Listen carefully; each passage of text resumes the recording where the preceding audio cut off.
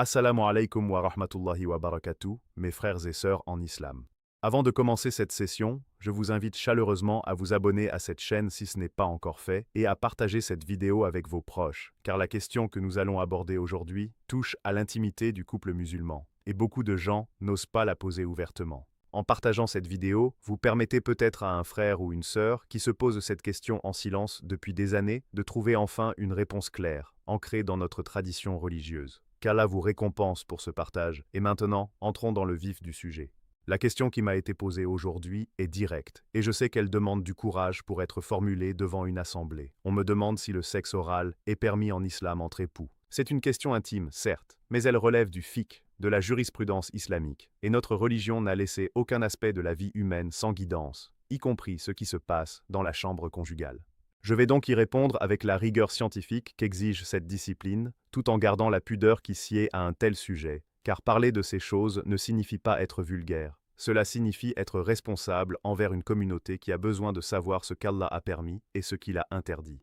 Avant de répondre précisément à cette question, il me semble essentiel de poser un cadre général sur la vision islamique de l'intimité conjugale, car sans ce cadre, on risque de mal comprendre la réponse qui va suivre. Beaucoup de nos frères et sœurs ont grandi avec l'idée que l'islam est une religion qui réprime la sexualité, qui la considère comme quelque chose de sale, de honteux, à peine tolérable pour la procréation. Cette vision est totalement fausse et ne correspond ni au Coran ni à la Sunna de notre prophète, paix et salut sur lui. Bien au contraire, l'islam est l'une des rares traditions religieuses au monde à avoir explicitement sacralisé le plaisir sexuel entre époux, à en avoir fait un acte d'adoration à part entière, une source de récompense divine, et non simplement une nécessité biologique tolérée du bout des lèvres. Allah dit dans le Coran, dans la sourate Al-Baqarah, que vos épouses sont pour vous un champ de labour, alors venez à votre champ comme vous le voulez. Cette image agricole n'est pas une métaphore réductrice, elle exprime au contraire une notion de fertilité, de soin, de patience et de plaisir partagé. Le champ que l'on cultive n'est pas un objet qu'on utilise brutalement, c'est une terre que l'on prépare, que l'on arrose, dont on prend soin pour qu'elle donne ses fruits. Cette image nous enseigne déjà quelque chose de fondamental sur la manière dont l'intimité doit être vécue entre époux, avec attention, avec douceur, avec une recherche mutuelle de satisfaction. Notre prophète, paix et salut sur lui, a insisté à de très nombreuses reprises sur l'importance des préliminaires avant l'acte conjugal.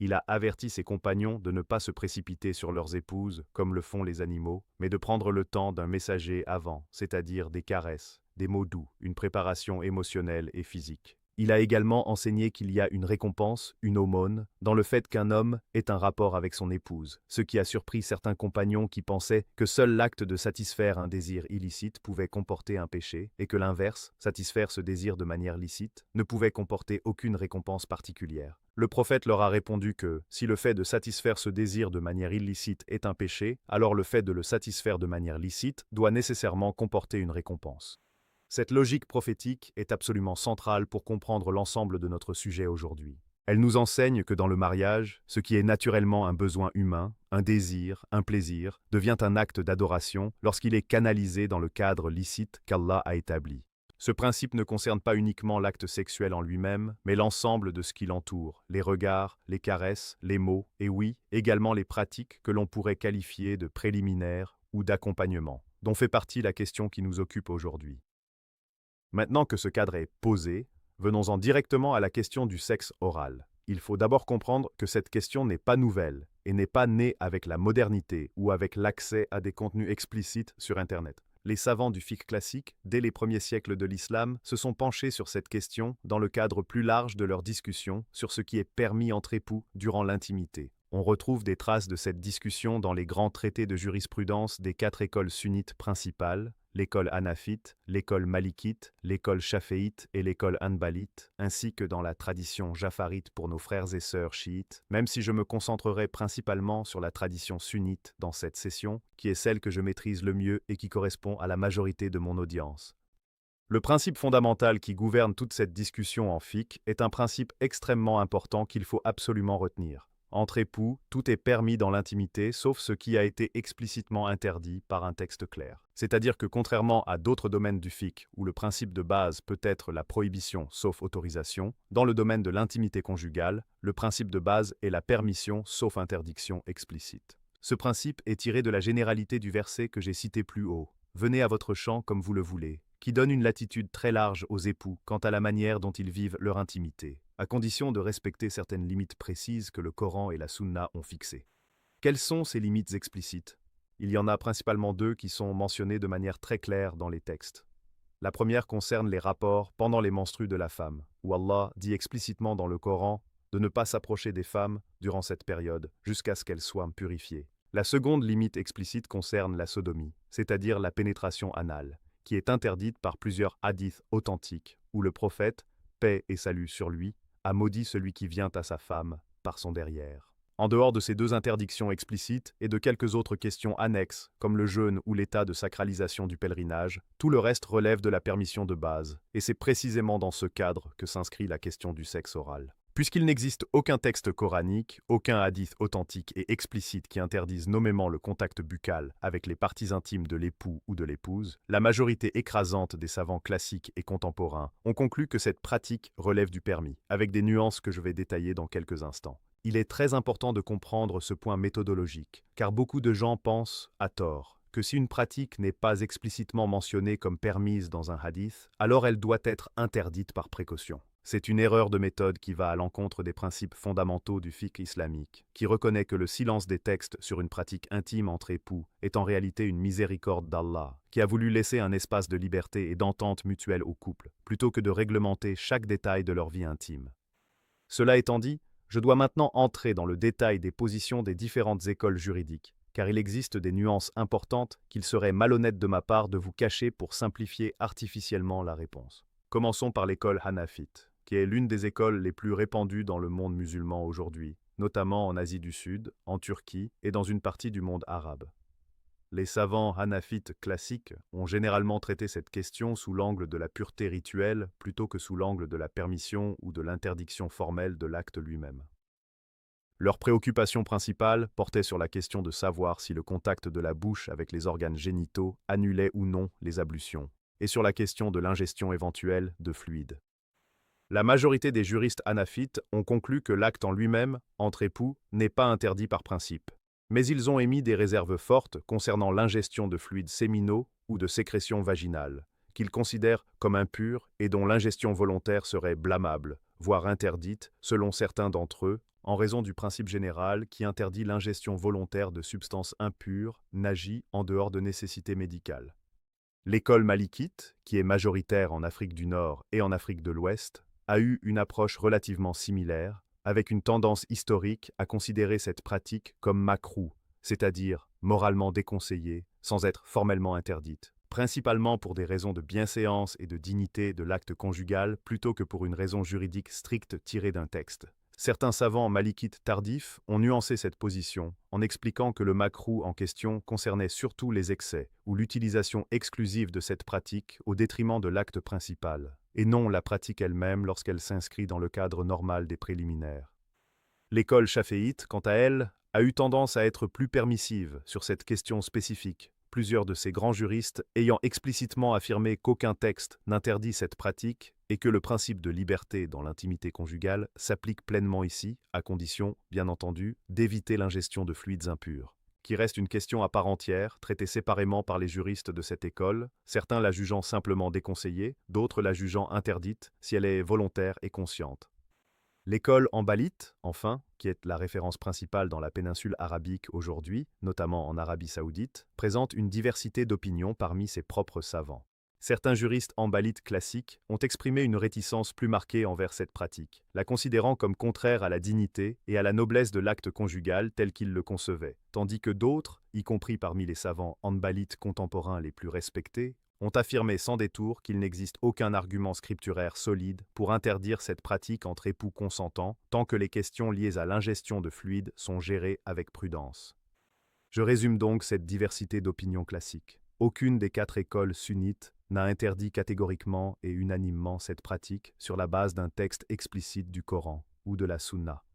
Les nuances qui existent entre les écoles concernent essentiellement 2 points précis que je vais maintenant détailler séparément, car ce sont eux qui doivent réellement guider votre compréhension et votre pratique si vous êtes concerné par cette question dans votre vie conjugale. Le premier point concerne la question de l'ingestion de fluides. C'est ici que se trouve la véritable substance du débat entre les savants, bien plus que sur l'acte lui-même. La très grande majorité des juristes musulmans, à travers les siècles et à travers les écoles, considèrent le sperme et les sécrétions vaginales comme des substances najies, c'est-à-dire rituellement impures, au même titre que d'autres fluides corporels dont l'ingestion volontaire est généralement déconseillée, voire interdite, en dehors de toute nécessité. Cette question n'est donc pas spécifique au sexe oral en tant que tel. Elle relève d'un principe plus général du fiqh sur ce qu'un musulman est autorisé à ingérer. Par conséquent, la position la plus prudente et la plus largement recommandée par les savants contemporains est que le contact buccal en lui-même, sans ingestion volontaire de fluide, ne pose pas de problème juridique majeur, tandis que l'ingestion volontaire et consciente de ces fluides devrait être évitée par précaution religieuse, même si certains savants minoritaires considèrent que cette question relève davantage du domaine de la préférence personnelle que d'une interdiction stricte, en argumentant que ces fluides, bien qu'impurs au sens rituel, ne sont pas nécessairement dangereux ou toxiques pour la santé, contrairement à d'autres substances impures explicitement interdites à la consommation, comme le sang ou la chair de porc.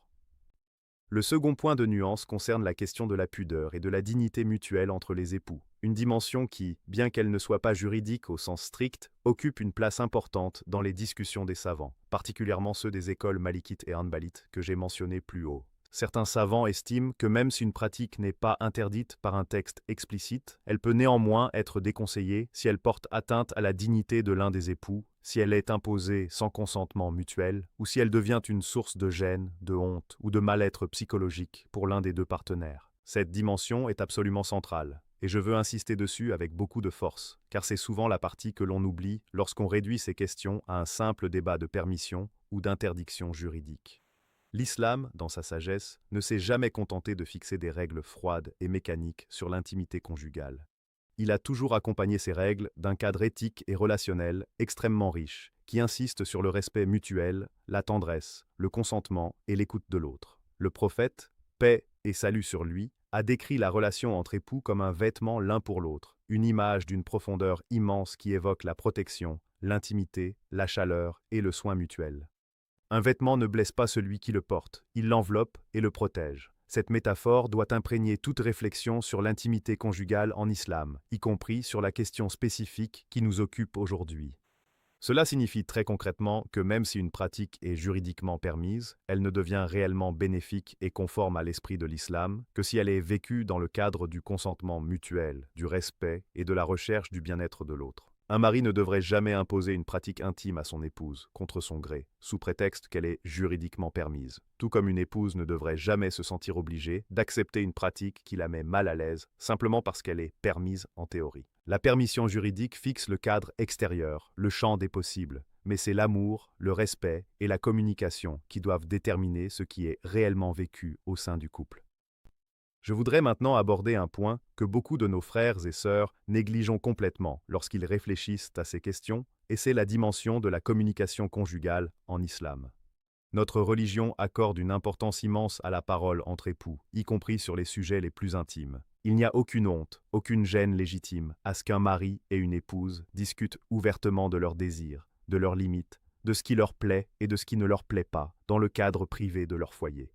Cette communication est même encouragée, car c'est elle qui permet d'atteindre l'équilibre et l'harmonie que le mariage islamique est censé produire.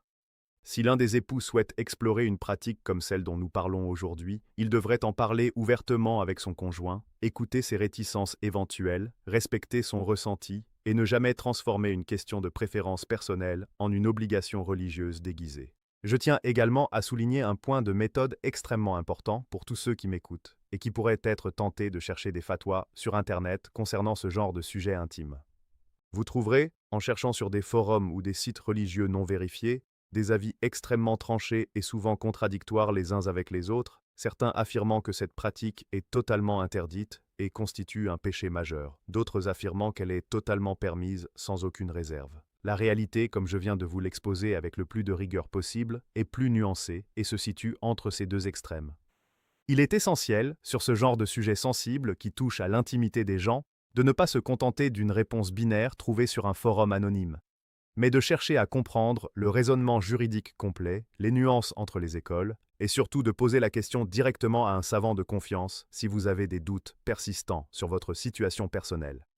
Je voudrais maintenant élargir la réflexion et parler de la place plus générale du plaisir féminin dans notre tradition islamique, car cette question du sexe oral est souvent liée, dans l'esprit des gens, à la question plus large du plaisir de l'épouse durant l'intimité conjugale. Contrairement à certaines idées reçues, l'islam n'a jamais négligé le plaisir de la femme dans le cadre du mariage. Bien au contraire, plusieurs récits authentiques rapportent que le prophète, paix et salut sur lui, a explicitement enseigné à ses compagnons de ne pas se précipiter durant l'acte conjugal et de veiller à satisfaire leur épouse avant de chercher leur propre satisfaction, en utilisant l'image du messager que j'ai évoqué plus tôt, c'est-à-dire les préliminaires, les caresses et les paroles douces qui doivent précéder l'union physique complète. Certains compagnons du prophète et certains savants ultérieurs ont même explicitement enseigné qu'un homme qui n'atteint pas la satisfaction de son épouse durant l'acte conjugal, alors qu'il en a la capacité, commet une forme de négligence envers un droit qu'Allah lui a donné, à l'image du droit qu'a l'épouse à une pension alimentaire ou à un logement décent. Cette perspective est absolument révolutionnaire si on la compare à d'autres traditions religieuses ou culturelles de la même époque, qui réduisaient souvent la femme à un simple réceptacle du désir masculin sans aucune considération pour son propre plaisir. L'islam, au contraire, a fait du plaisir mutuel une composante essentielle et méritoire de la vie conjugale, ce qui explique pourquoi les savants ont eu, dans leur grande majorité, une approche relativement ouverte concernant les pratiques qui peuvent contribuer à ce plaisir mutuel, tant qu'elles ne franchissent pas les limites explicitement fixées par les textes. Venons-en maintenant à un autre aspect important de cette question, qui concerne la différence entre ce qui est permis et ce qui est recommandé ou préférable en islam. Il est fondamental de comprendre que le fait qu'une pratique soit permise, halal, ne signifie pas nécessairement qu'elle est recommandée ou qu'elle constitue un idéal à atteindre. Le fiqh islamique distingue plusieurs catégories de jugement, ce qui est obligatoire, ce qui est recommandé, ce qui est simplement permis sans préférence particulière dans un sens ou dans l'autre, ce qui est déconseillé et ce qui est interdit. La question qui nous occupe aujourd'hui se situe, selon la majorité des savants, dans la catégorie du permis, éventuellement avec une nuance de préférence ou de déconseil chez certains d'entre eux, comme je l'ai expliqué, mais elle ne relève ni de l'obligation ni de la recommandation particulière. Cela signifie concrètement qu'un couple qui choisit de ne jamais pratiquer cette forme d'intimité n'est en rien déficient dans sa pratique religieuse, tout comme un couple qui choisit de la pratiquer occasionnellement, dans le respect des limites que j'ai évoquées, n'est en rien en train de commettre un péché. Cette distinction est essentielle car elle nous protège de deux dérives opposées, qui sont malheureusement très répandues dans nos communautés aujourd'hui. La première dérive consiste à culpabiliser excessivement les couples qui pratiquent des formes d'intimité qui ne sont pas explicitement mentionnées dans les textes anciens, en leur faisant croire qu'ils commettent un péché grave, alors qu'aucune preuve solide ne soutient une telle affirmation. Cette dérive cause énormément de souffrances psychologiques chez des couples qui vivent leur intimité dans la culpabilité et l'angoisse, alors qu'ils n'ont rien fait de contraire à la loi divine. La seconde dérive, à l'opposé, consiste à banaliser complètement l'intimité conjugale en la détachant de toute dimension spirituelle et éthique, en oubliant que même dans le cadre du permis, l'islam nous invite toujours à rechercher l'excellence, l'ihsan, le respect mutuel et la conscience d'Allah dans chacun de nos actes, y compris les plus intimes.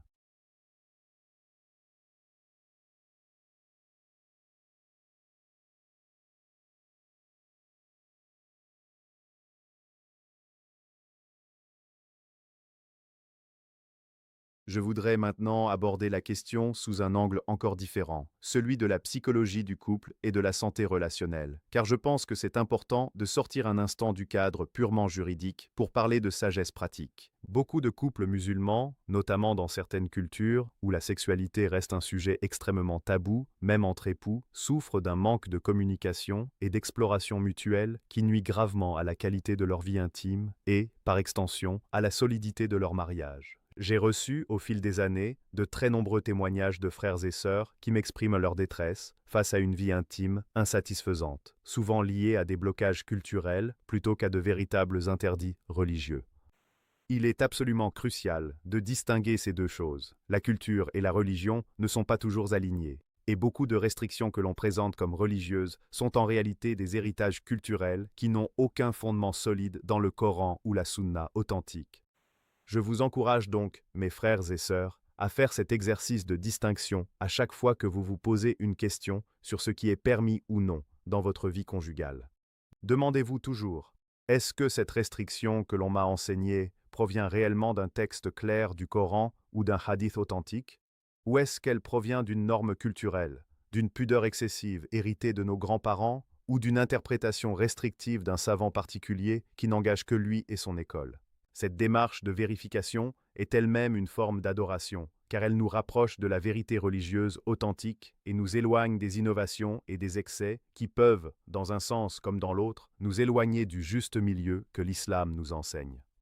Permettez-moi maintenant de revenir plus précisément sur les conditions pratiques que je recommande, en tant que synthèse de tout ce que nous avons vu jusqu'à présent, pour les couples qui souhaiteraient explorer cette pratique dans le cadre de leur intimité conjugale. Premièrement, le consentement mutuel est absolument non négociable. Aucun des deux époux ne doit se sentir forcé ou contraint d'accepter une pratique qui le met mal à l'aise, quelle que soit la position juridique sur sa permissibilité. Deuxièmement, il est préférable, par précaution religieuse, d'éviter l'ingestion volontaire de fluides séminaux ou vaginaux, en raison du principe de pureté rituelle évoqué par la majorité des savants, même si cette question reste débattue et n'est pas unanimement considérée comme strictement interdite.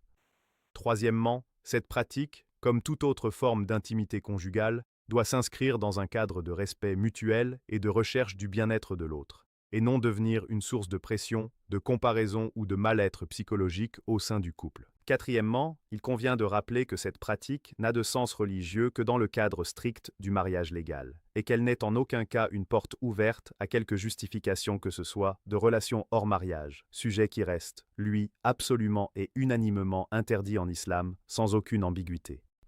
Je voudrais maintenant aborder un point complémentaire qui revient souvent dans les questions que je reçois sur ce sujet, celui de savoir si le fait de pratiquer cette forme d'intimité annule les ablutions ou nécessite un lavage rituel complet, le ghusl. Sur cette question précise, la position majoritaire des savants est que tout contact qui mène à l'éjaculation chez l'homme ou à un orgasme accompagné d'une émission de fluide chez la femme nécessite le ghusl, le grand lavage rituel, avant de pouvoir accomplir la prière ou toucher le Coran, indépendamment de la nature exacte de la pratique qui a mené à cette émission. Ce n'est donc pas la pratique du contact buccal en elle-même qui détermine l'obligation du ghusl, mais bien la conséquence physiologique qui en découle, à savoir l'émission de fluide accompagnée de plaisir orgasmique. Cette règle est la même que pour n'importe quelle autre forme d'intimité conjugale, qu'il s'agisse de la pénétration, de la masturbation mutuelle ou de toute autre pratique menant au même résultat physiologique. J'aimerais également, dans cette session, aborder brièvement la question de savoir comment les savants contemporains les plus influents à travers le monde musulman traitent aujourd'hui cette question, car il est important de comprendre que le fiqh n'est pas figé dans le temps, mais continue d'évoluer et de s'affiner à travers les âges,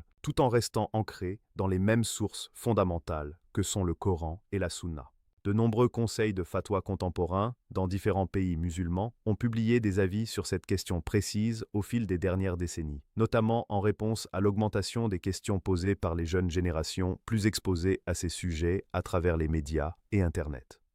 La tendance générale de ces avis contemporains confirme largement ce que je vous ai exposé aujourd'hui. La pratique elle-même n'est pas interdite par un texte explicite, la question de l'ingestion de fluides reste le point de vigilance principal, et l'ensemble doit s'inscrire dans le cadre du respect mutuel et du consentement entre époux.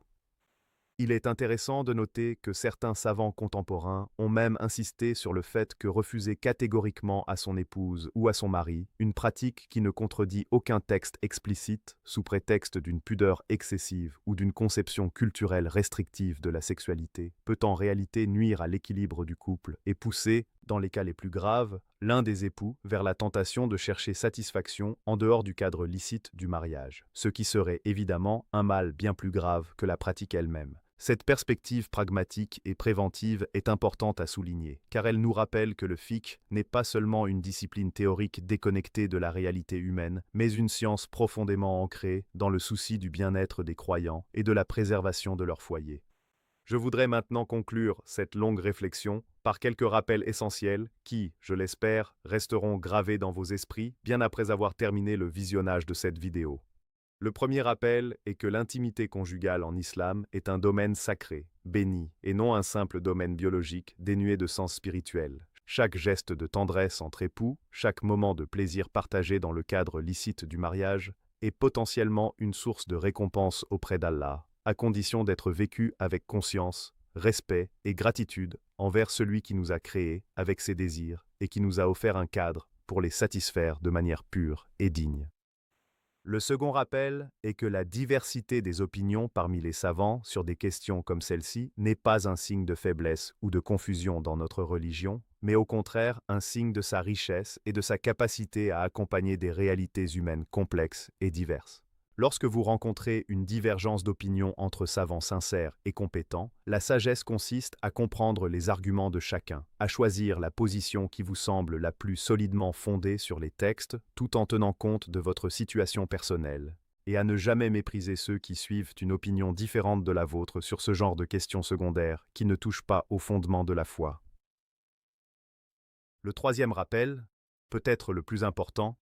est que la communication, le respect et l'amour entre époux doivent toujours primer sur la recherche mécanique de ce qui est permis ou interdit dans l'absolu. Un couple qui communique ouvertement, qui se respecte mutuellement, qui cherche le plaisir de l'autre autant que le sien propre et qui garde toujours à l'esprit la conscience d'Allah dans leur intimité, vivra une vie conjugale épanouie et bénie, quelles que soient les pratiques spécifiques qu'ils choisissent d'adopter ou de ne pas adopter dans le cadre des limites que nous avons détaillées aujourd'hui.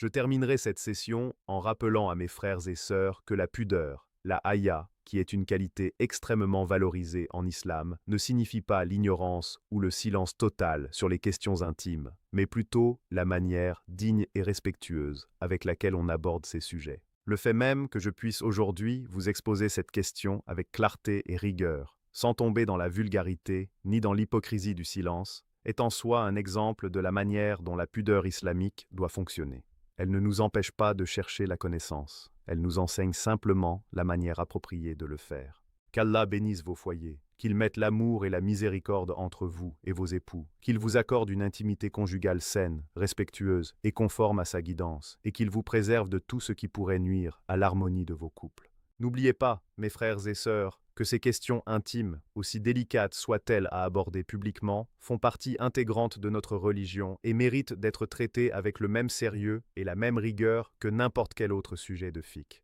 Ne laissez jamais la gêne vous empêcher de chercher la vérité auprès de sources fiables et compétentes, et ne laissez jamais non plus des interprétations culturelles restrictives vous priver de ce qu'Allah, dans sa miséricorde infinie, a rendu licite pour vous dans le cadre de votre mariage. Qu'Allah vous accorde à tous la science bénéfique, l'action pieuse et des foyers emplis de paix, d'amour et de miséricorde. Barak Allahu fikoum, et je vous donne rendez-vous très prochainement pour une nouvelle session de questions-réponses sur des sujets qui vous tiennent à cœur.